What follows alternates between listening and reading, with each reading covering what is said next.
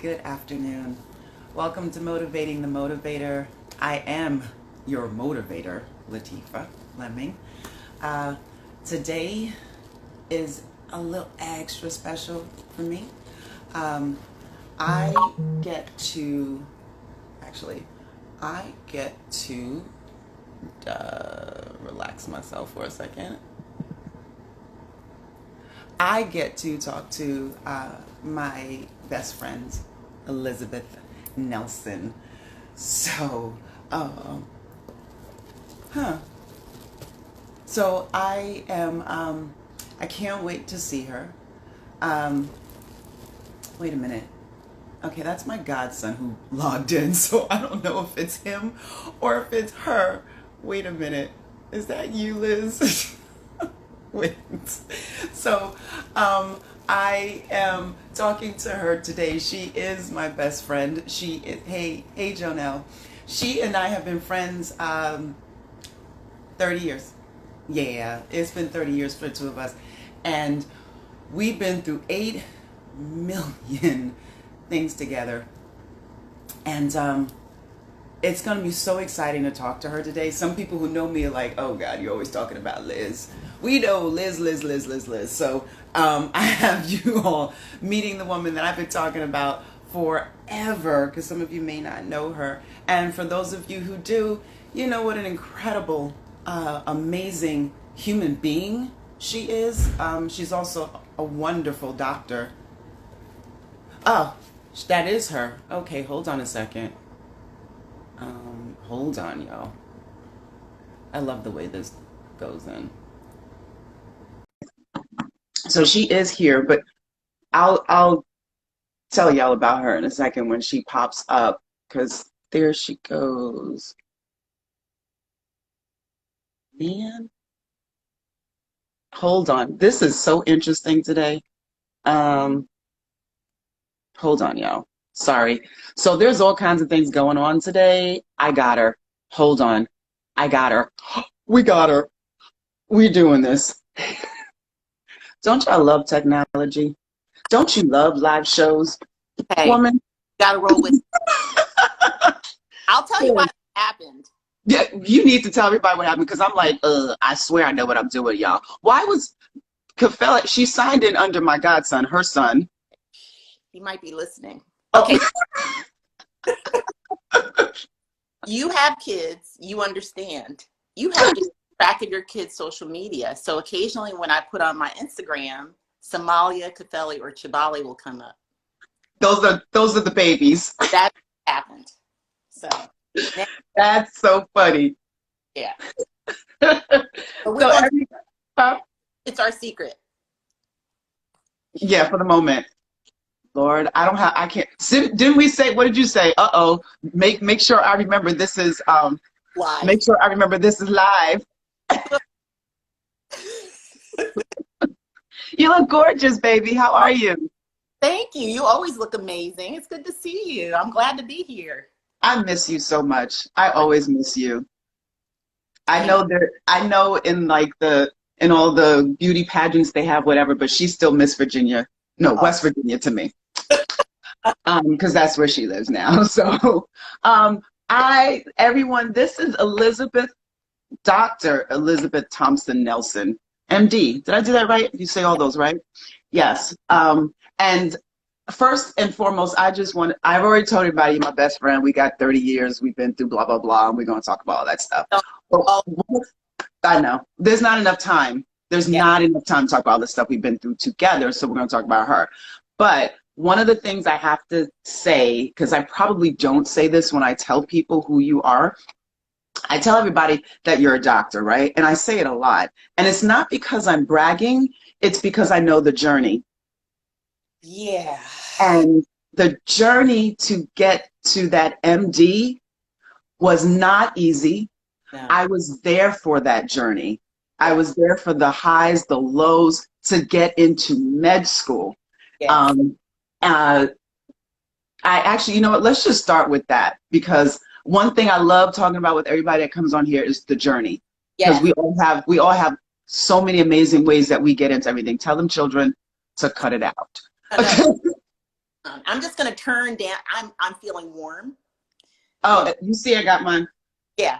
So give me a second. I'm gonna talk about journeys and stuff. So one of the main reasons I talk about journeys is because everyone can learn from everyone else's. Not that you have to take their journey, and not that someone else's journey is yours, but you can be inspired by the resilience of everyone that has gotten to their good place.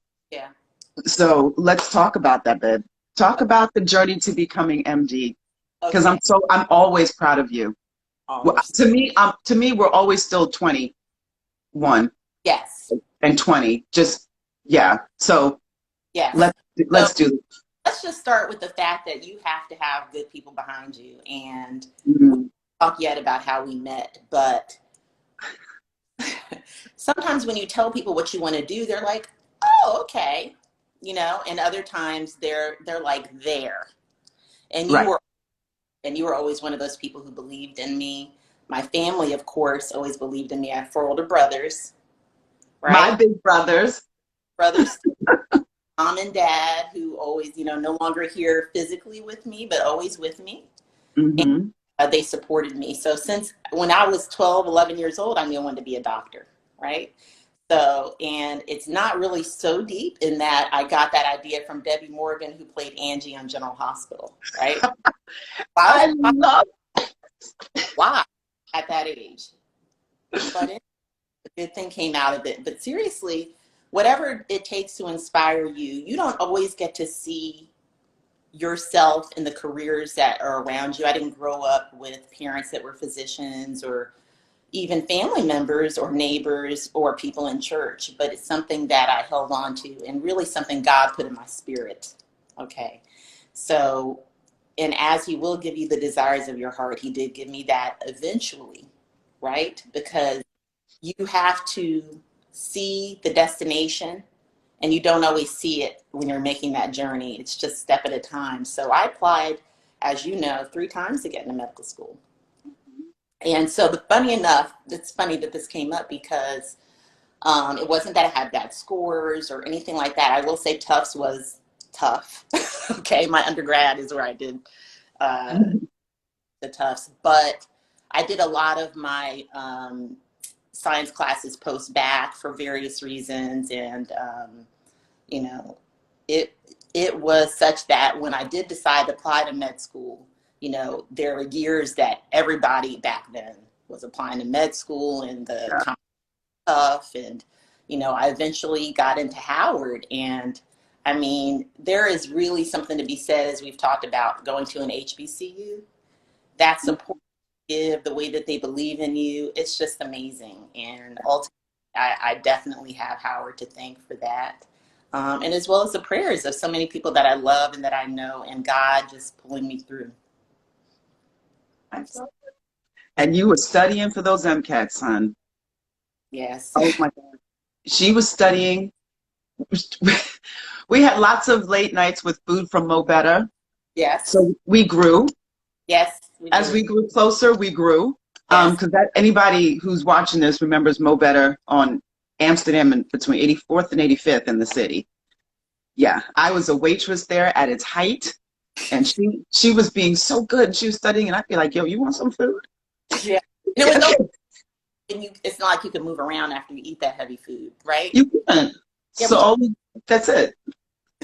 You can't. So that's her journey to get into med school. And like I said, she said, she went to Howard, yeah. which was that was incredible enough, because not only did you get a degree from Howard, what else did you get from Howard?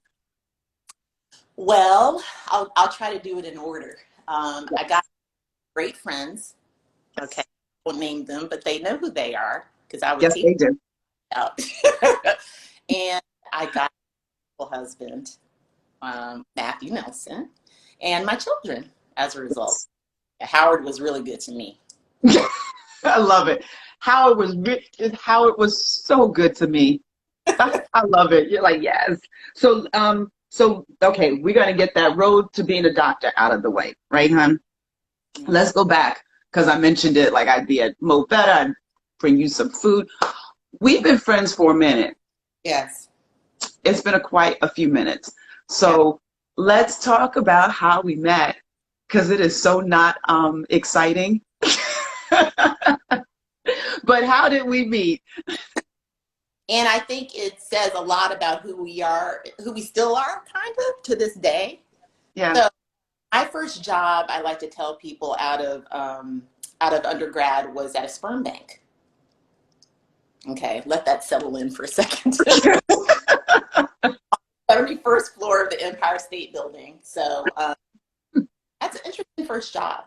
Okay, you'd be surprised the number of young men that donate on a weekly basis to pay for various activities in college and so forth. But thing is that, because I wanted to take some time after school, and I did that, and I matured, and I commend those who can go straight into med school or whatever the professional school is, but certainly I know I needed some growth. But so one particular day, living at my parents' house, went to Route 4, because I worked in Manhattan, as you did, and you have to take, what's the bus, 175? 171. Or the 175 on Route 4, on the highway, as we say. I'm sure they still have it. But anyway, you have to walk under underpass. It's a thing. So got there, and I see this young lady with dark sunglasses on. Still. She was doing something amazing. She was putting on red lipstick without a mirror. I know. That's a skill. I was just like, at the bus stop. No mirror.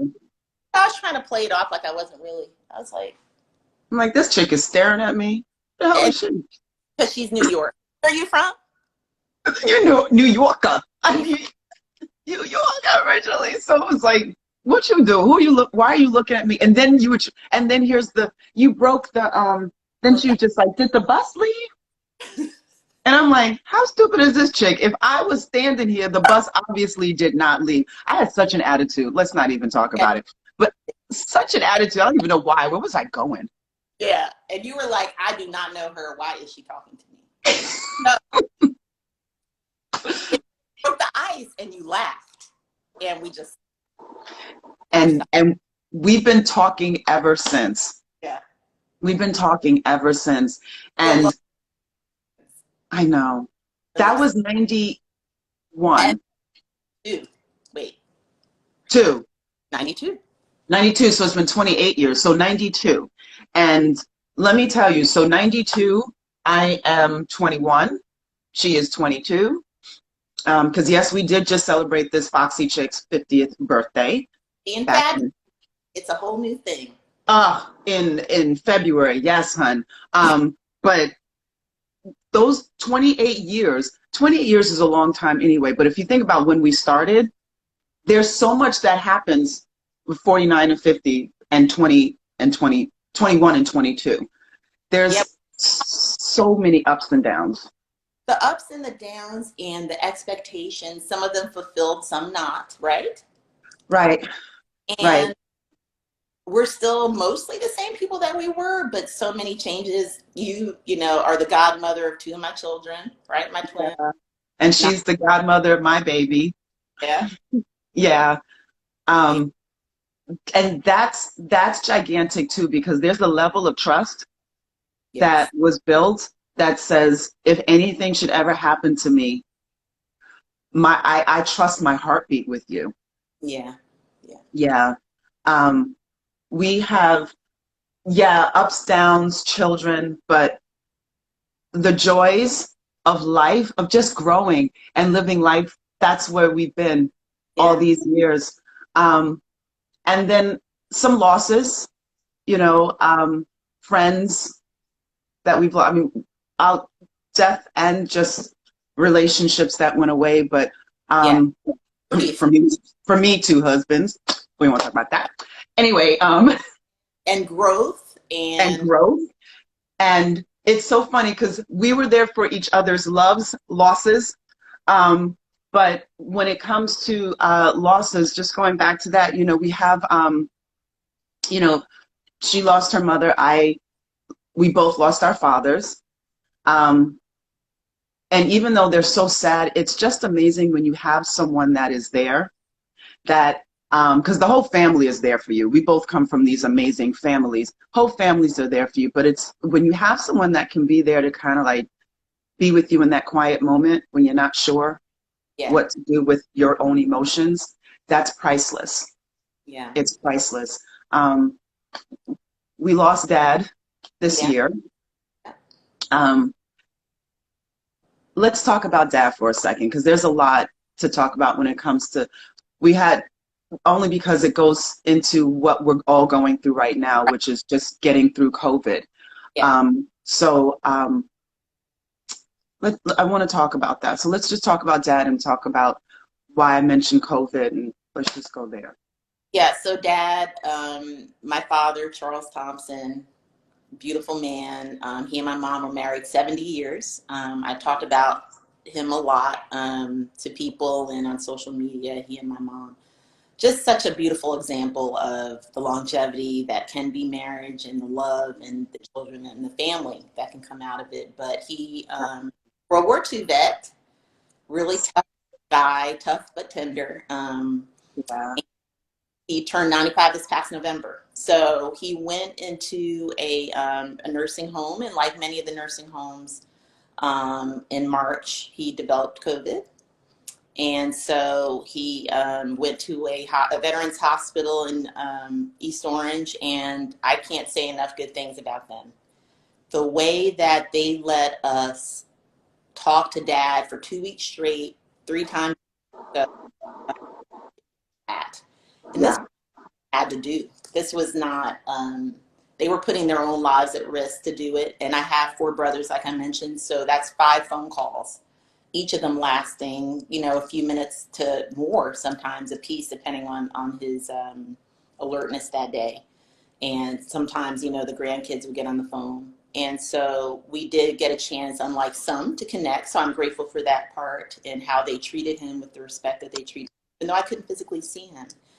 But I'm glad you did ask me about that, because for some people, COVID isn't real because they don't know anybody. They don't know anybody who had it, or the people they knew who had it, they got it, it's gone. And we really don't know the long-term effects still of what they will be. So hopefully there are none, but for some there definitely are. And I just hope and pray people take it seriously, because I'll be here for a long time. And we all, like, you came to visit me recently. I hadn't seen you since this all began. You took a COVID test before you came. You were serious. I'm You want serious about this. I'm not playing. to look at Yeah. us, and you do a lot of people depend on you for their health and happiness. I'll be honest, because what you do is you provide an outlet for people to improve their health, their mind. You've always been that way. Um, yeah, I mean, this is nothing new. This is not a trend for you. Um, No. the locks, you've been had locks. You had braids before that. You were always Afrocentric. Always. Always. Uh, so I think that having having this sort of outlet to interact with people is amazing. But I do want people to know that it's great. You do miss seeing people physically. I certainly would have. I used to go to New Jersey every 3 months. I haven't been there since February, and that's the last time I saw the house that our household home that I grew up in, that my parents were in for 59 years. And so there's a lot of changes and a lot of tradition that's being broken, but we can make new traditions. We can think of this positively. We can think of how we can be introspective and learn about ourselves and other people, and realize who is there for us truly and trying to connect, and who isn't and doing their thing. It tells you a lot. So. It does. One of the things I think about when it comes to COVID, because obviously there's a lot of terrible things out there that have happened. We've had some losses, or people who have recovered have scars in different places in their body. I actually have a friend whose lungs will never be the same. So, but I want to talk about what you just said, new traditions, because there are a lot of things that I miss my family, and I go see my mom and I don't touch her. You're at the curb, yeah. Yeah, we are truly distanced. My mom looks amazing, but she's in that age range where you have to be careful. Yeah. And even though I have taken a test, but I go to the grocery store. I don't go out that much. I mean, let's be real. I don't go out that much, but I do go out every single day when it comes to walking and stuff like that, but you just never know. So we just have to be careful. And, it does force you to think about new ways to stay connected. Yeah. It does force you to think of new ways to celebrate life and to celebrate people and to celebrate love. It does. I mean, and people who know me know, like, I would rather talk on the phone any day than text. Yes. Funny how sometimes now when you call people, they'll be like, is everything okay? I know. And like, I'm calling to talk to you. I said, I miss you. That's it. I think Yes. more than feel that way because you want to hear the person's voice. You don't have to necessarily see them, although you and I have FaceTimed or Googled Duoed a couple of times or whatever, which is great. Which is great. I mean, you could be on a walk, you could be outside, you're with the person and it's nice. But I mean, we are certainly, the two of us, a testament to the fact that you don't have to be physically close to be close with someone, because I don't think we've lived in the same state since 98. Yeah. 98. Yeah. Yeah, 98. And I'm telling you, you want to talk about friendship? She was still here when my son was born, because you came up when I still was in the hospital, when I was still in the hospital, which slightly traumatic, but that's why I moving into being a doula. But yeah, like that does lead me into the whole thing about maintaining friendships, maintaining bonds, maintaining connections. You're right. I didn't even think it was that long. Has it been that long that we've lived in the same state? Yeah. I mean, I was until February, and it's so bizarre that it's now August and I haven't been home in that long. But when I say home, I mean, New Jersey. Jersey, yeah. But yeah, I think that's another thing. Like, I always tell you, listen, I'm coming, and even if we didn't grab a lot of time, we grabbed some.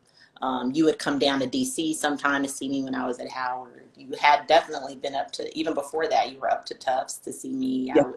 So it's so funny though, because we with wait, I'm still so shocked. I feel like I just always feel like our connection is so tight.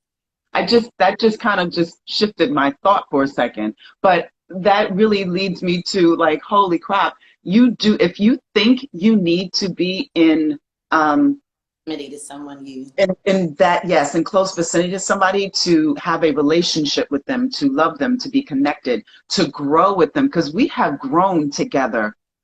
We have really grown together. But know what that is also, Latifah? I think we're not afraid to talk about the things that happen, the big things that happen, to call, even if it's been a minute, and say, this is what's going on with me.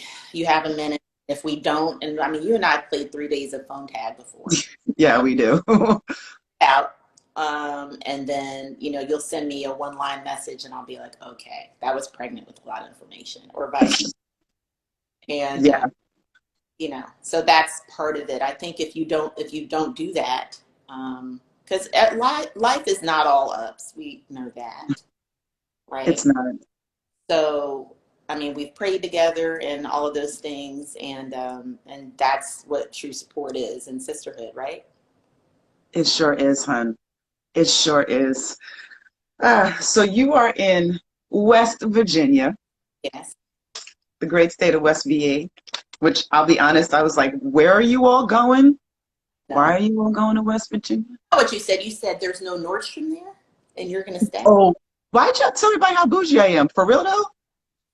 I was like, girl, there's no Nordstroms. There's nothing. Like, what are you going to do? Wait, what did I say? Where are you going to shop? Yeah. I'm like, where are you going to shop in West Virginia? Why are you moving? But let's talk about your life there, because, I think it's not easy to move to another state. You all had gone from DC, you had gone to South Carolina. Yes. And West Virginia. It's not always easy to move. It's funny. I had Barb on a couple of weeks ago. She picked up. She was in DC. She picked Oh, up. yeah. She's in Belize. So, you know, even though all did not move out of the country, it is still not easy. And then you all moved with the kids. Yeah. So, you know, let's just kind of talk about just the transition of moving and then talk about life in West Virginia. What do Okay. you do? You know, I know you see how she's just lit up, and I Yeah. know why she lights up, because once I got down there, it was like, You I get understand. it. I Yeah. get it. West Virginia is a very misunderstood state. It's not perfect, and no place is. You know that we spend a lot of time, or you know, we have a place also in South Carolina. But um, when I went to West Virginia, I had a 1-year-old and 2 3-year-olds, so that was different. And you know, I worked initially as a hospitalist. I was in the hospital a lot, and busy schedules, both of us.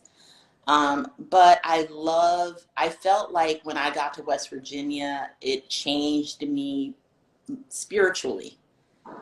I always prayed with my patients, and when I moved to West Virginia, like I'd pray for them. I'd say to them, you know, do you want me to pray for you? Yes. And I would sometimes. I would forget other times. Then I was like, I know, I'll write it down so I don't forget.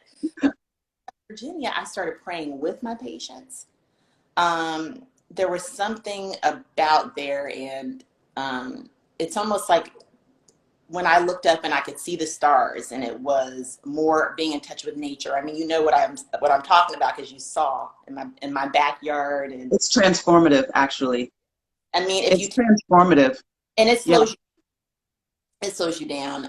Coming from DC and going to South Carolina, that slows you down too, but you still have the hustle, the shopping, the traffic. And sure, do you get a little bit of traffic on some of the roads in West Virginia where we are? Yes.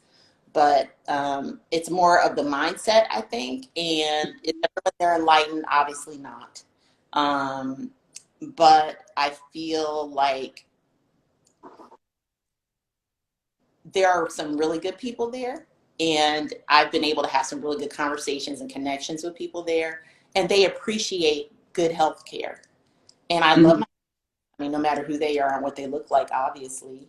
And people who I think otherwise may have cared what I look like don't. Yeah. I stop seeing what you look like, and they're just happy that you're trying to do the very best for them. So I love it. I do. Love that. You know, you mentioned praying for your patients. That kind of leads me into something else. It's interesting. Today I started watching. I had put up a Facebook post about it a couple of days ago, about a new series on Netflix called Unwell. You Mm. gotta. I want you to watch it. You know how we have these things. Girl, watch it so we can have the talk. Right, right, So right. watch the series. It's about alternative medicine, Yeah. and alternative ways to be well.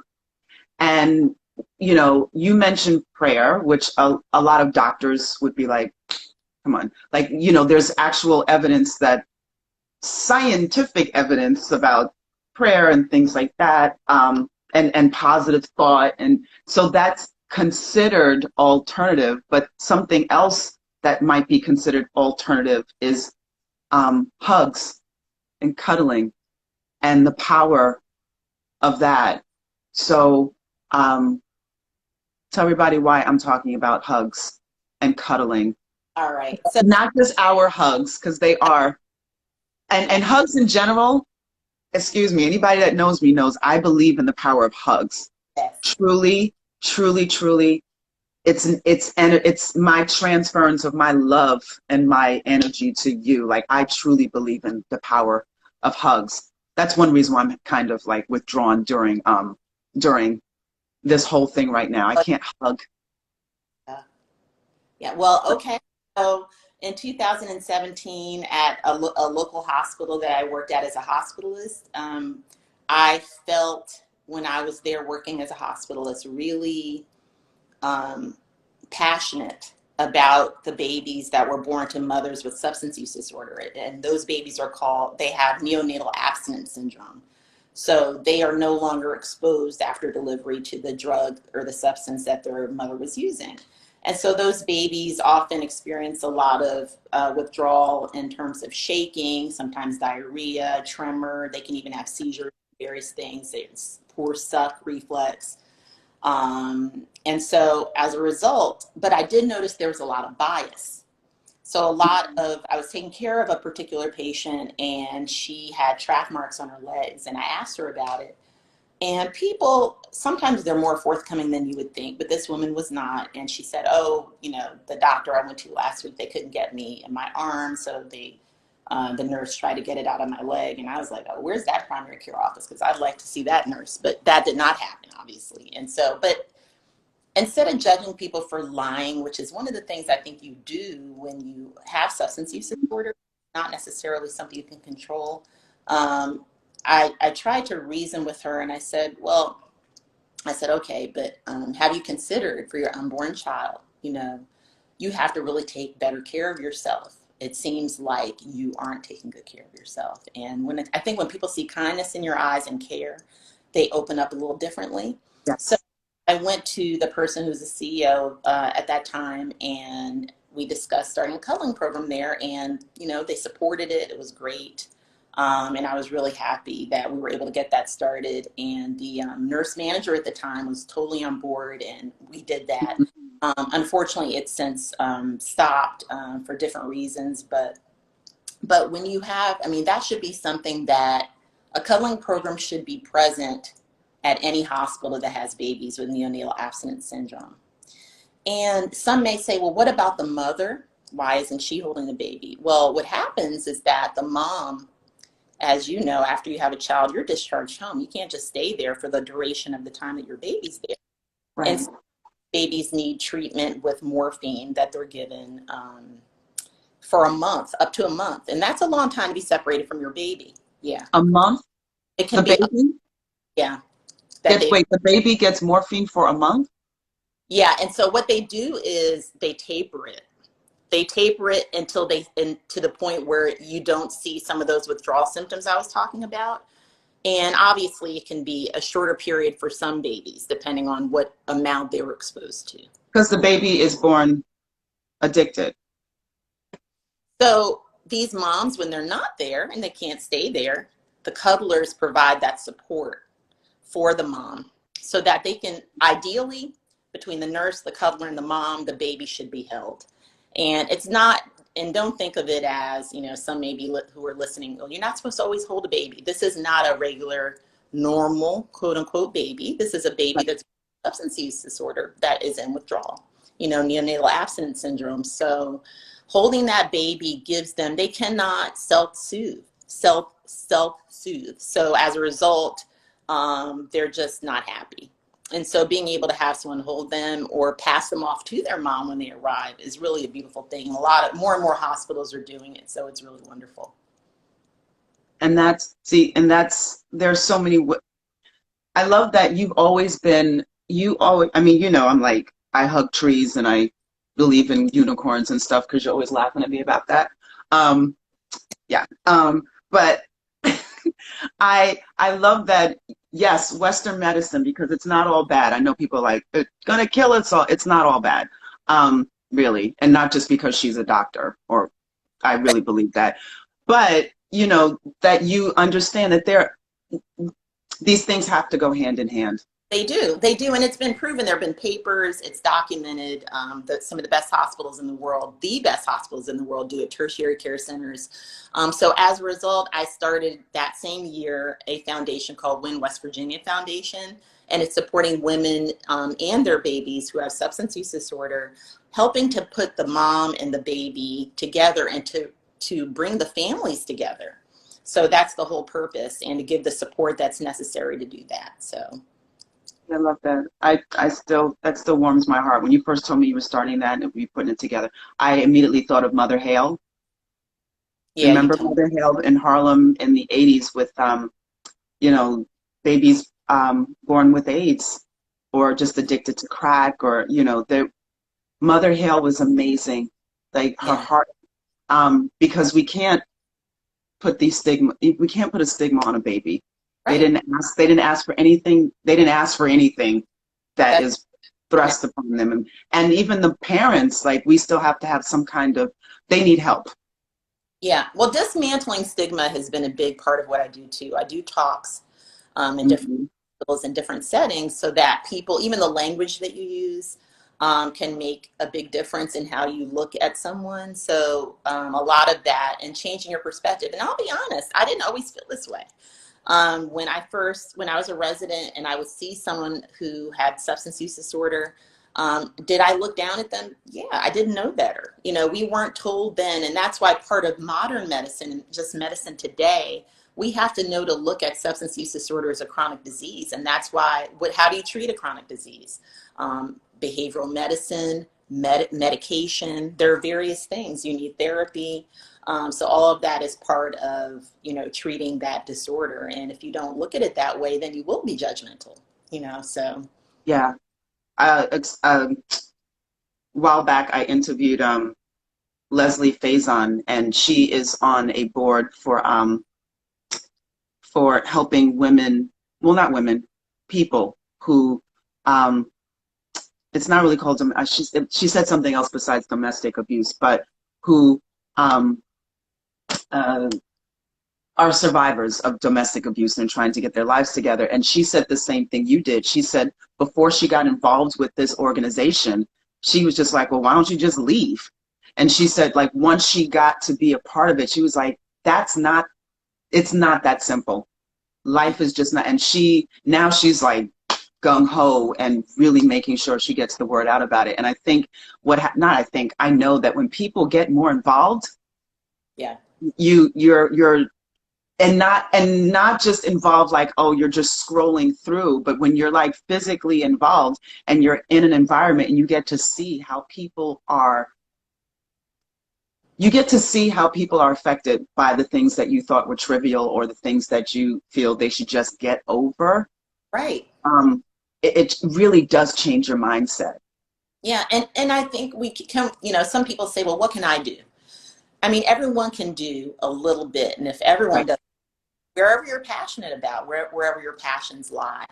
Like, you know, when my dad passed, I told people in lieu of flowers, I wanted them to donate to Feeding America because I believe so much in Feeding America because especially now during COVID, the vulnerable populations are affected. And if you I mean, you don't have school, you don't have food for some. And so that's really important to me. And so Ayn Amjad, was appointed the healthcare officer for our Governor Justice of West Virginia, she and I are doing a fundraiser for basically giving people, you know, selling people T-shirts, and all the proceeds are going to Pine Haven Shelter and going to Carpenter's Corner. And Carpenter's Corner feeds like hundreds of people every week. So when you can do something like that and put out a positive word for, you know, hashtag wear a mask, which is the whole point. And the front of the T-shirt says, love thy neighbor, and the Bible verse that, you know, that goes with it. And I think that's the whole point here, that we're getting, if we get nothing else out of this pandemic, we need to care more about other people. Because again, wearing the mask protects somebody from your respiratory droplets. You're protecting yourself as well, especially if they're not wearing one, right? Mm-hmm. So if you Mm-hmm. go to a grocery store, you go to a grocery store and they don't have one on, you're helping someone, they're not helping you. So. You know, it's so funny. I think part of it is um, we can be in a very individualistic society. Um, Yeah. so it's hard to think about others. And for some people, you know, I'm not going to get on some folks because sometimes it's hard to think about others when you have so much going on for yourself. Yeah. You know, Well, I think that's true, but I also think that a unified message helps. If we were yeah, working from the beginning and talking about the value in it and how it would benefit everyone, then potentially we could have even had school this fall for the kids, you know, and I mean school in the true sense of the word. So that's disappointing to think that our children, listen, we're blessed to be able to have our kids to be able to go to school. There are some places where they can't. So I'm right. certainly right side of that part, but why such a wealthy country such as America, why such a wealthy place has to have the worst numbers compared to anywhere else globally is unfortunate. And I still think COVID just blew the cap off of so many other things anyway. That's a Wealth, totally is. I agree. yeah, the wealth gap. Now people are considered essential. And it's like, but you treated them like crap and you won't give them raises, but now they're essential. God bless you, but pay them. You know, like there are so many different things. Let's, you know, the differences, but the health of our country. When you think about the fact that, you know, there's diabetes, there's such a high level of diabetes and hypertension. Yes. Yeah, all of these different things. Yeah. So. Yeah, and that's, to me, it's like it just completely blew the lid off of things that some folks probably did not want to see, and I think some of them still don't want to. Right. But as a doctor, what would you say are some of the, because I always tell people I get a lot of my advice from you. Like, there's just 8 million things coming at folks. And I'm like, oh, Liz, what should I do? Like, during all of this. Like, I was going for walks and people were like, don't leave the house. And I'm like, well, Liz said I should go for a walk. She said it's safe where I am, you know. But, you know, what would you say in general to folks about staying safe right now, or a level of safety, I should say, because, you know. Right. It's like, I think just try to make good decisions, right? Because we're going to be living with this, you can't do everything perfect, but you can make the best decisions you can for you and your family. Okay. Especially if you work with people, you have your families. If you want to go out to dinner, eat outside, you know, eating in a restaurant because you have to take your mask off, I just find that to be unnecessary risk. Even if you're not that good of a cook, order and get it curbside. You know, if they don't offer outside dining is what I'm trying to say. Yeah. And I think obviously you can't emphasize enough the hand washing and using hand sanitizer. That is something we always should have done, but obviously have not been doing it. I was shocked when people were like, you should start washing your hands. It's like, you weren't doing that. Like, what? I mean, granted, I'm always around people and have to touch them, constantly soap and hot water is like my best friend. Right. But why was that the first thing that people were like, oh, maybe we should? Even, I mean, something as simple as I haven't touched an elevator button since med school. Like, touched it with my finger. Yeah. You know what I mean? Like, so, and doorknob. If anything. Touching a doorknob that before I touch anything else to clean my hands. So now I think people are just more conscious of things that they previously didn't think of, and not to any fault of their own. It's just something that in society that we probably just never emphasized. So, but yeah, I think that living in fear, not the way to live, right? Mm-hmm. You have to live in freedom. Freedom is freedom of information, and know that information, what you need to do. Do I believe in what the CDC says? Absolutely. It's proof. I believe in science. So I believe in that and I support that. How can I not believe in science? It's based on fact. You know what I mean? Right. So, right. Can you say that for the people in the back? Like, way in the back? Science. Damn. Damn. Fiction, it's science. So what'd you say, hon? It's not science fiction. It's science. Science. Yeah.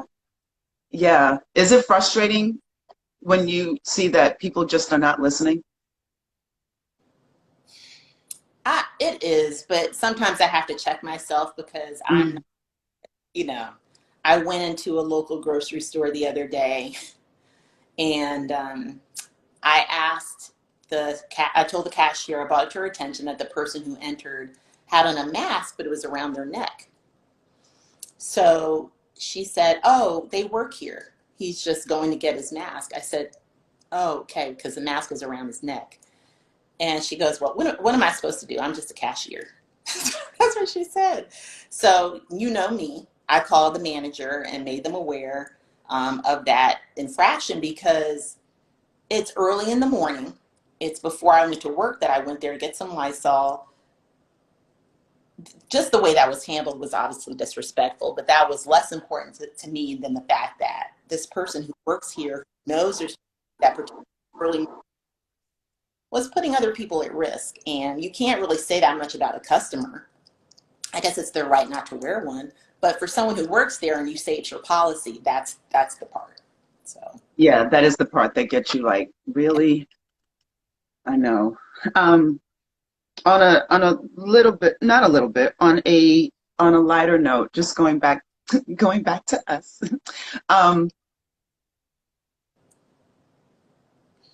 What would you say? Let me see if we can get this. What would you say would be the top 2 reasons why we have been able to not, I won't even say sustain, because I just think we still grow every year as sisters. So what would you say are like 2 of the main things that keep us who we are to each other? Are you going all Terry Gross on me? Okay, let me think about that. Yeah, y'all, she's an NPR girl. Yeah, I did. That's a really good question, Terry. No, the number one reason is that we don't get caught up in distance and time. So if you know someone's family, okay, family is family, and there's like no time continuum. It's just you. I don't feel like slighted if you're in a busy point in your life and you aren't able to get back to me right away, nor have you. And we support each other. That's the first thing. And I think the second thing is that we support each other during difficult times. Like I will put down everything, close myself in the bathroom and talk to you if you need me, vice versa. Vice versa. And I think that sometimes people get caught up in their jobs and their importance or yes, I'm a doctor. Yes, you're an influencer and chief motivating officer and She all. called me influencer, y'all. Yeah. It's official. Oh, yes, honey. But I think that no matter how busy we are, we know when it's really like, I need you, and the person's there. And I think that as families, we should do that. Certainly as friends, that sustains a friendship and makes it grow. Yeah, I would say ditto, definitely. I'm going to add on to that. You know what else I think keeps us together? But when we first met, what is the word? It's not serendipity, but it's something like where everything just came together. yes, And it never stopped being where it was. Yeah. I just think, I just always think that from the beginning, there was that, and then we never tried to break that. Yeah. There was always just that thing that connected with me going, thinking whatever I thought about you at the bus stop, and then you like, oh, she could put on lipstick with her. It's like little things like that. But I think, and thoughtfulness. Just always you're always just so incredibly thoughtful, and loving. You're tough as shit, though. Anybody knows you are tough. Cool. I know she's gonna clutch the pearls and all that shit, but she's tough, okay? But that's what happens when you're not just the only girl out of 5 children, but she's the youngest out of everyone. So I'm going to give my mama credit for that because she's tough as nails. She was tough as nails. Eva mama, yes, was I don't even like saying was. I know they are no longer on this earth, but I just feel that the spirit of our parents, I mean, my mom is still here, but my dad, your parents, I just feel they were all so incredibly, their spirits were so fierce. Yeah. And so powerful and so loving. It almost feels weird and disrespectful to say was. Yeah, I agree with you. And I just about you, and this just speaks to what Latifah can do and capable of doing and offers in terms of mental wellness, physical wellness. You would go over to my parents' house every Friday, Yeah. mobile, because there was a point when they weren't towards the end, and you would help them exercise and stretch and do physical therapy with them. And you call me or send me pictures from there because I couldn't necessarily be there. And that really, I know I've thanked you before, but I can't thank you enough. It just was, you helped me connect to them during times that I couldn't be there. And I love you for that, but I'll tell you what I told you then. Those are my parents too. They're my, oh God, hold on. No crying. And I'm a crier. Damn it. Wait a second. Yeah. Yeah, they're my parents too. And my dad was your dad, and Yes. it's Always gave me good advice. yes, he did. And he loves you. I'm still use present tense. You one of his daughters. You're one of his daughters. So yeah.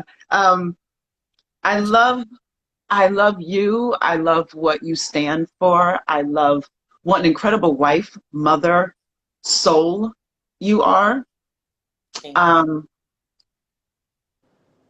And yeah, she is really tough. I mean, I know you're like, you would probably, most people would be like, but she's so sweet. Yeah, she is, but she'll cut you. Because you're a protective mama bear. You don't play around. You are very protective. I Don't am. mess with her family, don't mess with her friends, don't mess with her children. And that's what makes you so incredible, because you're not just like stinky, you're not stinky. It's like, oh, I'm just gonna be mean. No, you are very protective, and it's only that it comes from such an incredible place of love and strength, that protection is it's fierce. I think there have been times that living in West Virginia, I've had to explain to people what they need to do with regard to my children. Nice. I'm always say it with, sugar, and Hmm. because you don't need to do it any other way. Um, and I think God gives you the words to say so that people understand what you mean. But I'll do whatever it takes to make sure that that happens, to make sure that my children get what they need in the way that they need it. As I know you've done the same with yours. So I think out of everything I've ever done, parenting has certainly been the most challenging thing. Um, and it continues to be, just making sure you're making, especially now, right, with this pandemic, knowing, am I making the right decision to do this, or what do I do to Yeah. supplement? Will this be a true, good year for them? I want them to have a good experience socially, but academics are obviously important in their sports. So, we're all thinking of so many things, and, you double guess yourself, but I think, you pray about it. You talk with the people who are in your village. Having a village is so important, you know. Yes, it is. Through some things before you have, or even if they've yet to be through going through the same things with their kids and talking it out. And I think I've seen so many people with anxiety right now. um, I've had some anxiety of my own, if I'm being honest, but I try to recognize it and pinpoint it at the time and put it to rest, because you can only control so much. I mean, and I think that's what we've all learned right now. We have no control. Not that No, we ever, right? But now right. we know it, we see it. So, Now we really don't have it. yeah. Um, oh my God, we're almost out of time. Oh my God. Um, I know, I apologize to anybody, because I'm like, I just feel like I'm just talking to you, like, I know. We talked. because we have these talks and we just get very introspective, and we just get really we just talk from here to each Yeah. other. We can talk from heart and soul. So when I'm ending with someone, there are two things. The first one is, if there are any words of encouragement or any last words of wisdom or something you would want to leave um, for the folks who are watching and who will be watching, give some words. Okay. I think I would say be hopeful, because there's a lot of cynicism right now. And someone once said cynicism is the sewer of the soul. And yeah, you know, I love that you're so positive. I'm going to talk about you now, okay? It's not about me. I about being, you know, believing in rainbows and butterflies and unicorns. I tease you, but it's your light is, and that positivity. I mean, we've never had a crossword, and that doesn't mean we won't, but it does mean that, like, I think I see you and you see me, and you know I'll never hurt you intentionally. And I think that if we're loving to each other, we don't have to have the same politics. You know, obviously where I live is it's a Republican state. I'm not Republican, but that doesn't matter. We serve one God. That is truly the key to all of it. We have to be loving toward each other, use words that do not ignite anger or hatred. And especially at this time right now where race and people are realizing that they are racist and may not have ever known it, truly may not have known it. I've had people call me, text me, and say that, wow, I hope I've not done anything to slight you or your family before. And I've said to them either, you know, for the most part, because everyone who has sent me messages like that or talked with me, they have not, but just even reaching out is a good direction. Yes, it is. And people and being honest when they say that to you, well, you know what? Thank you for saying that. I appreciate it. Or I've had teachers say, have I ever done that? Made your child feel some kind of way? That's amazing. Yeah, it is. Conversations now we've not yet had. And I'm an optimist in that regard. I do think things can change for the better. I'm very excited about some things that are happening right now. I'm sure you are, Miss Howard. Very excited, yes. And excited about that, being a Howard graduate. And I think talking more who did not know better about HBCUs, you know, and what they represent and what they stand for and what they can produce. Right. A vice nominee. So and that is truly amazing, is it not? I mean, but globally now people are seeing it. Yes. I remember I said before when people have asked me where I went to medical school and I've said Howard and they say Harvard and I say no, Howard. You know, Howard is steeped and it's so rich in tradition and yes. So that should be a name that should be on people's lips and on their minds. But yeah, so I appreciate you, sis. And one more thing. So really quick, give me a number between 1 and 10. 3. Because I got 3 babies, so I'm going to say 3. Oh, how funny. So there's an affirmation. I got all these cards and I'd have you pick a number. So the one that was chosen is I am magic. Yeah, Black Girl Magic. Black Girl Magic! Honey, I love you so much. Everyone, your affirmation for the day is I am magic. Thank you. And call your friends. Call your friends. Tell them you love them. Hold on to your relationships. Hold on to love. Yeah, it's special to have a bestie that knows you, gets you, and loves you anyway. Same here, because you know me and you still love me. I don't know. When I'm telling you there's nothing I can't say to this woman, she might blink, but